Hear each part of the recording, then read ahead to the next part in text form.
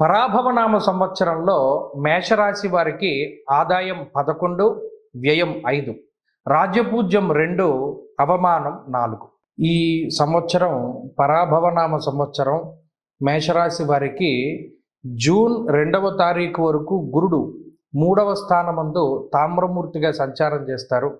అలాగే తదుపరి 4వ స్థానమందు, అంటే దీన్ని అర్ధాష్టమ గురుడు అంటారు, ఆ 4వ స్థానమందు రజతమూర్తిగా సంచరిస్తారు. అలాగే ఈ సంవత్సరం మొత్తము కూడా శనేశ్వరుడు రాశ్యాత్తు 12వ భావమందు, అంటే దీన్ని ఏలినాటి శని అంటారు, దానిలో లోహమూర్తిగా ఆయన సంచారం చేస్తారు.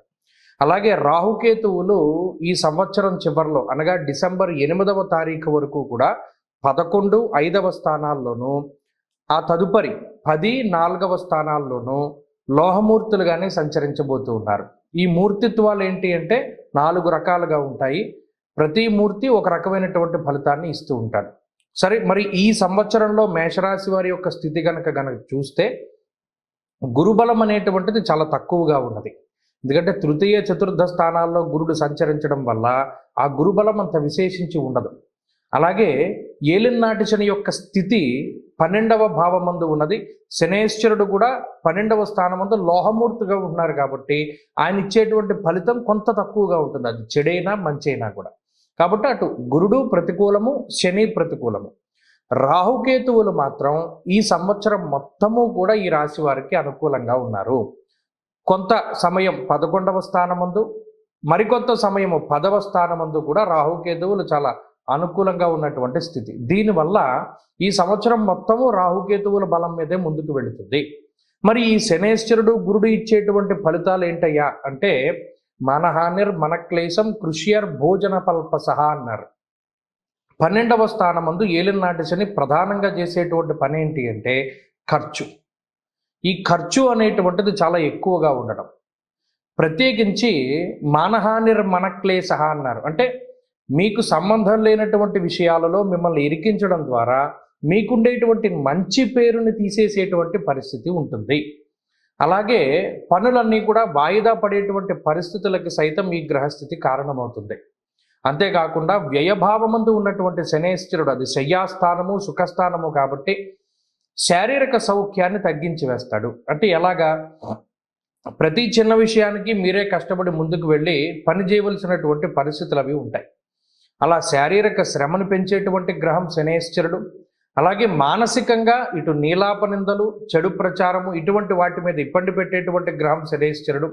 అలాగే విపరీతమైనటువంటి ఖర్చుకి కారకుడు. ఇక్కడ ఖర్చు అంటే చాలా జాగ్రత్తగా చూసుకోవాలి. ఈ రుణాత్మక సంపదలు ఏవైతే ఉన్నాయో వాటిని పెంచి పోషిస్తూ ఉంటారు.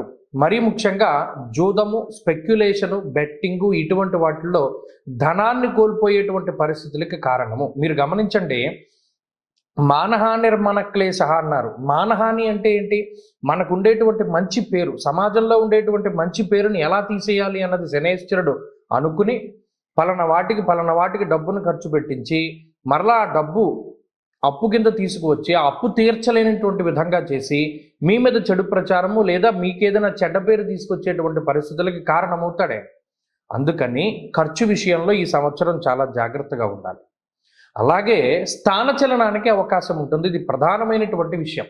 ఈ ఉగాది దగ్గర నుండి చూసుకున్నప్పుడు జూన్ 2వ తారీఖు గురుడు మారిన తర్వాత ఉద్యోగపరంగా కానీ లేదా మరేతరత్ర కారణాల వల్ల కానీ స్థానాన్ని మార్చేటువంటి పరిస్థితి ఉన్నది.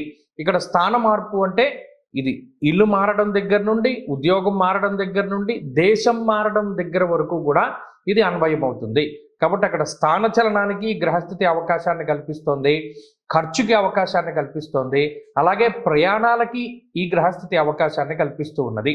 ఇలా గురుడు కానీ శనేశ్వరుడు కానీ మేషరాశి వారిని కొంత ఇబ్బంది పెట్టడానికే ప్రయత్నం చేస్తూ ఉంటే, తృతీయ చతుర్థ స్థానాల్లో గురుడు ఏం చేస్తాయి అంటే యాచనం బుద్ధి చాంచల్య అన్నారు. అంటే ఎవరినైనా ఆశ్రయించేటువంటి స్థితి.